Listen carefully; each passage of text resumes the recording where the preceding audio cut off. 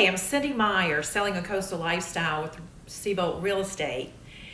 And I want to disclose right up front that I sell real estate. I am not a TV talk host. So this is my very first Instagram Live. So if you'll bear with me, I'm going to give you a couple of tips to get your house in order if you're thinking about putting your house on the market. So there are 5 things that I think you need to consider before you even call somebody to give you an opinion of value of your property and where you might be in the marketplace. The first and most important one is declutter and organize. Number 2 is deep clean. 3 is assess your necessary or needed repairs, which means discover if you have any. Number 4 is that once it's cleaned and organized and repaired, it's time to stage it and get ready for photographs. And then number 5, which is the most important thing after you do the other 4 things, is your curb appeal. That's your first impression. So we're going to talk about those 5 things, and to get us started, the very first one, as I said, decluttering and organizing. So when you live in your home and you're with it every day, you don't see what the public's going to see when they come in.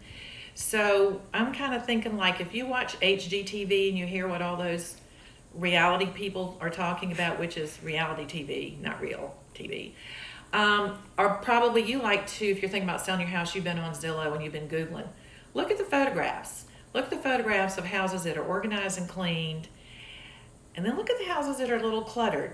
And what are you thinking? Are you thinking clean, organized, top value, cluttered, disorganized? Maybe there are other issues that need to be concerned other than the price. So think about that when you are getting ready to declutter your house. You want to put your best foot forward, and you want it as competitive, more competitive than anything else that might be in your market. So let's think about when someone comes in your house, they're not so much interested in your prized possessions. You need to make it so that they can see what it's going to look like when they move in with their things. So keep that in the back of your mind. And I think the easiest way for you to do that, for anybody to do that, and I tell this to my sellers all the time, put your buyer's eyeglasses on and come up to your front door and walk through your house and look at it as if you were the buyer, not the seller. And what would you be looking for? And I think that'll give you an idea on where to get started and how to get started and what to do when you do get started. So one of my things that I suggest to everybody is, and I laugh about this analogy about how do you eat an elephant. I've never eaten an elephant. I don't think I'll ever eat one, but it's a good analogy. It's the big picture. You take it one bite at a time. So my suggestion is that you start decluttering and organizing one room at a time. That way you won't be overwhelmed. You stay in that one room until it's absolutely decluttered and totally organized. And then you move on to the next room. Another thing that I suggest to my sellers, if you've been living in your home for a number of years, more than 3 or 4 years, maybe 5 years max, you've probably accumulated a lot of things that are just there. You don't use them anymore. You don't see them anymore. It's time for them to go. So make this easy. Remember, don't get overwhelmed. Don't get stressed. One room at a time. If there are things that you want to move on with you when you leave, go to the hardware store, the moving package store, whatever. Go ahead and buy some boxes. Put those things in them, box them up, tape them up, label them, get them out of the way. You might have to rent a storage unit if you have a lot, but maybe they'll just fit in the closet or a corner of the garage. But for all those things that you've been hanging on to and looking at and enjoying that really don't serve any purpose in your life anymore, those are discards. So the quick tip I have for that is most of your local package stores have stacks of boxes, most of them right in the front door, maybe around back. Go get a car full of those. Put a couple boxes in every room.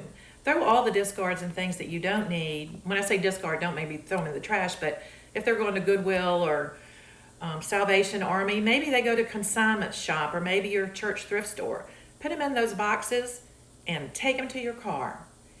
They're out of sight. They're in your car. They're easy to pick up. They're not very heavy. They're not very big. And go deliver them somewhere. Don't ride around with them in your car for a week. So you finish that room. Let's move on to the next room. Do the same thing. So as you're going through these rooms, let's start with your closets. What do your closets need to look like? Go inside your closet and look inside your closet. Get it organized. Get your hangers, your shelves, your shoes, get everything organized. If it's seasonal and you're not going to be using it, or if you live in the South and you go to New York every 4 years, go ahead and store those heavy winter coats you don't use anymore. Get it organized so that it looks spacious and large. Not cluttered because you've got stuff since high school that you still got piled up over there in the corner that you're never going to wear again, but you still don't want to give it away. Get rid of that stuff. So I think you get the gist of get rid of it, take it somewhere that it can go to somebody that would use it or could use it or does need it. And if it's of value, the tags are still hanging on it, take it to a consignment shop. You'll get a little change back in your pocketbooks. But get your closets organized. Bathrooms. Get your bathrooms organized. So when you walk in your bathroom, everybody has their grooming products on them. Well, not everybody, but 90% of us have our grooming products on the countertop. Let's go ahead and get that countertop cleaned off. Get yourself a little basket or something. Go to the dollar store and get a couple of little containers. And put your cosmetics and your grooming products in those baskets. Take them out in the morning when you do your morning ritual. When you finish, wipe the countertop up, slip them under the vanity. Make sure you have room in the vanity to put those baskets. So if you're storing 10 years worth of cleaning products in the vanity, now's a good time to purge that and organize that as well. Also your shower, all your beauty products and all your bath products. Do you use them all every day? Narrow it down to the 1 or 2 things you use, whether it's your body wash, soap, hair products, or whatever. Narrow it down. And if there's still a lot of those, maybe you put a waterproof basket in there, and when your house is on the market and it's going to be shown, that just slips into the vanity as well. Another thing that I'm going to go off point here for a minute.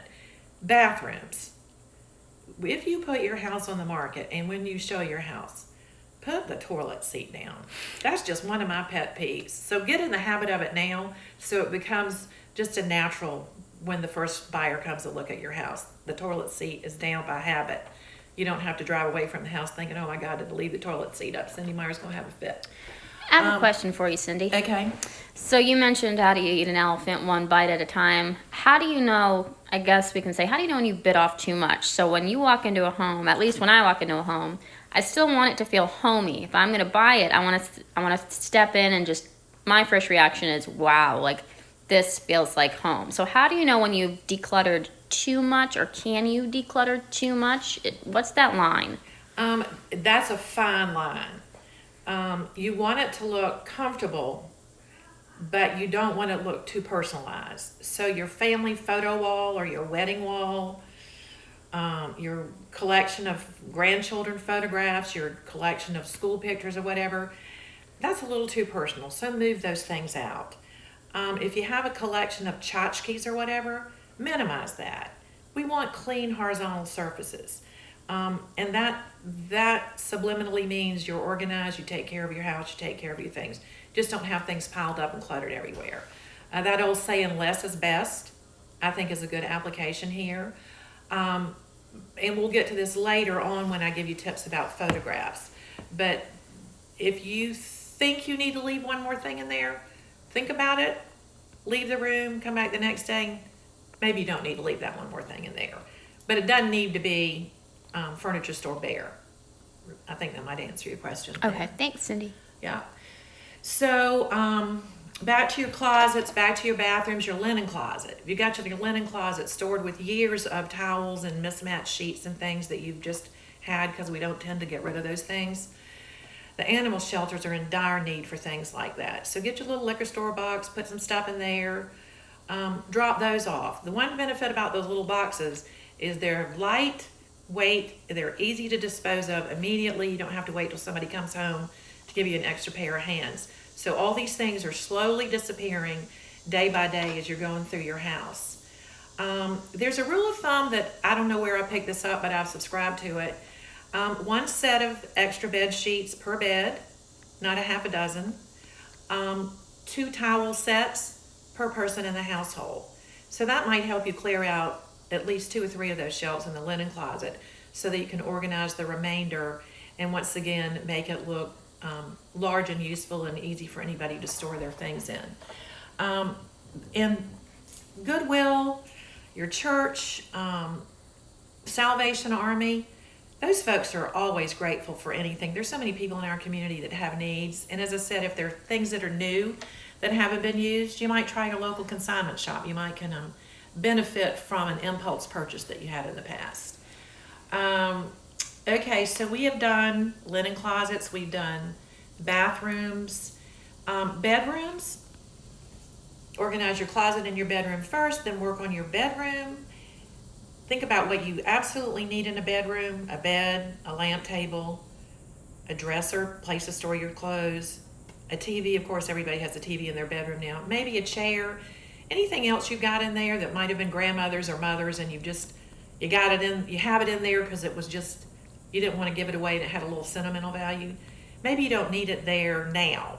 So maybe it has a better purpose somewhere else in the house or somewhere else in the family or in that storage unit that you might have to rent while you are marketing your house.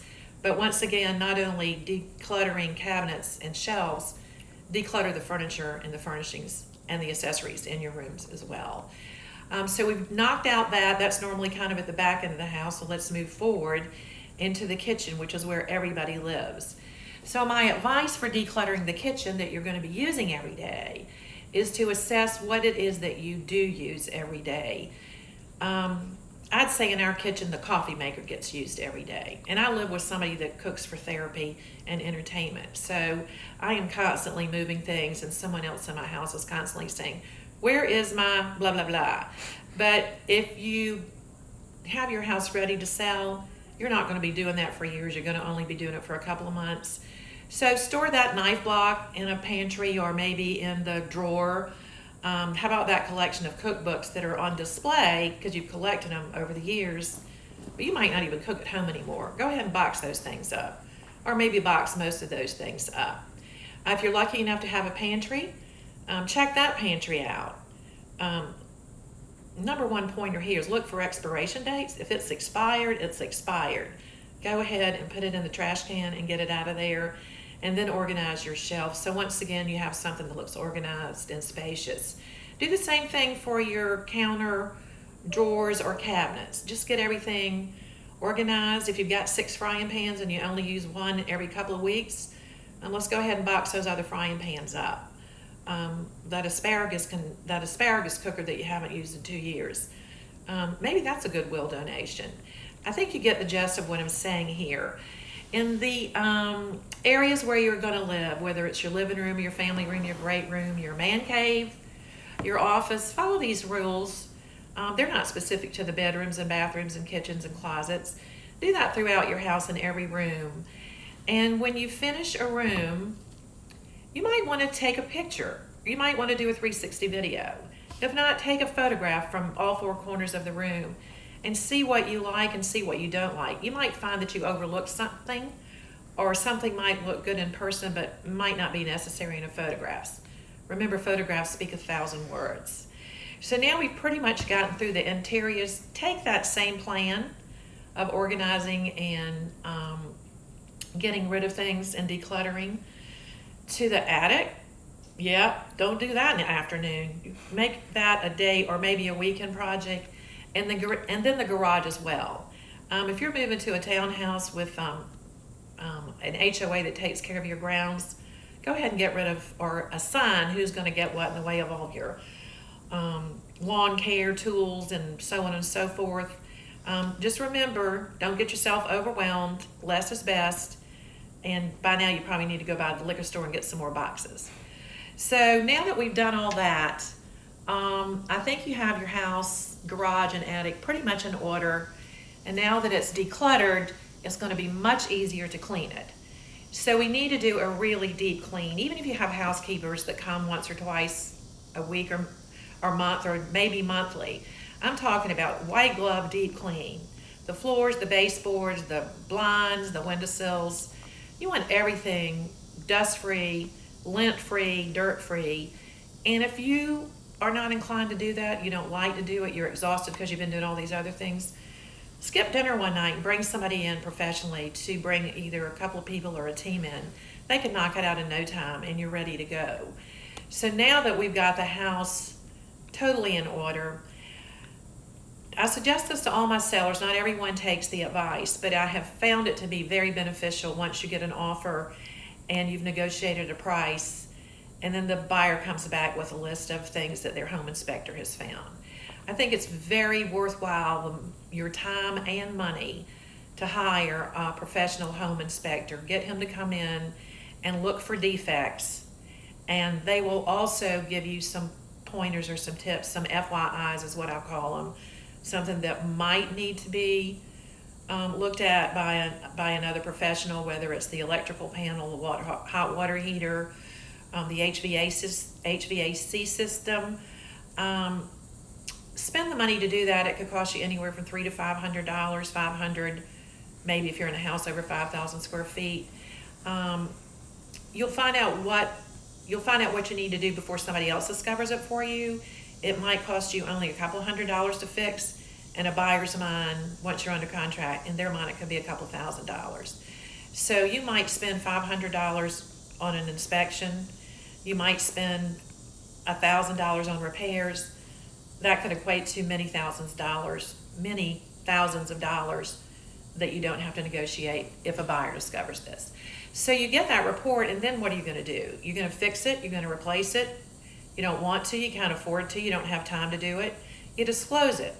And you also address that in how you price your house, and you disclose it. You're aware of what needs to be repaired or replaced, so that your buyer is well aware of what they're getting when they bring you an offer and after they review that seller's disclosure statement. That really will save a lot of anxiety once your house goes under contract and you're trying to get to the closing table. So now you've fixed everything, or you know what needs to be fixed, and you've disclosed what you are or are not going to fix. Now it's time to get your house ready for photographs.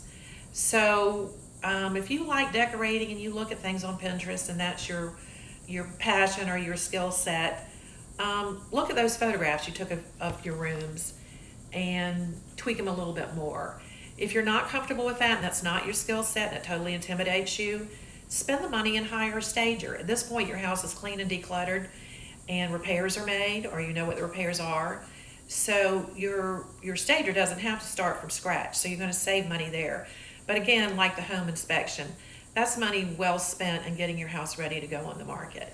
So now we've got the interiors spick and span, organized, decluttered, and your attic and your garage. So now let's go outside, because this is your first impression.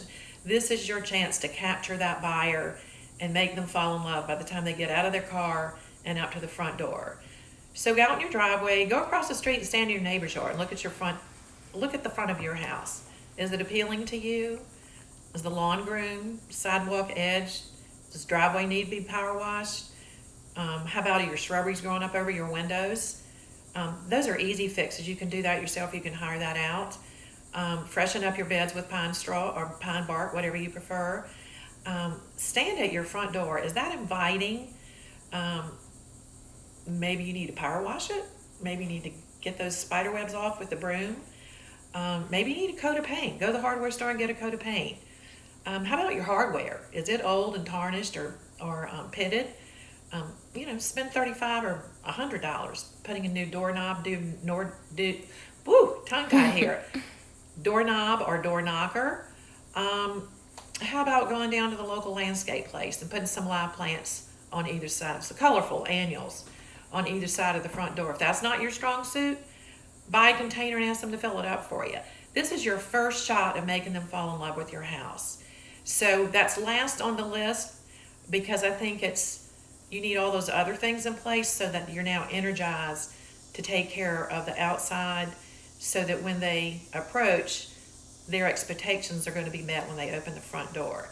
So those are 5 tips. Declutter, deep clean, make repairs via a home inspector, stage your home yourself, employ a stager to stage it for you, get the exterior in picture perfect Southern Living magazine photo shoot appeal, and then it's now time to call on somebody to assess and coach you about the value of the home, where you are in the marketplace, not only location but product.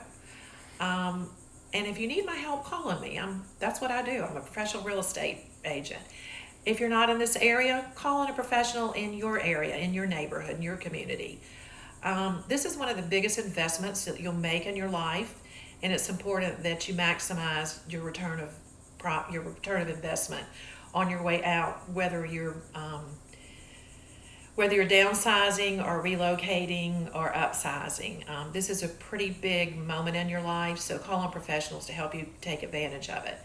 And once again, I'm Cindy Meyer, Selling a Coastal Lifestyle with Seabolt Real Estate. You can find me online or give me a call, 912-313-4799.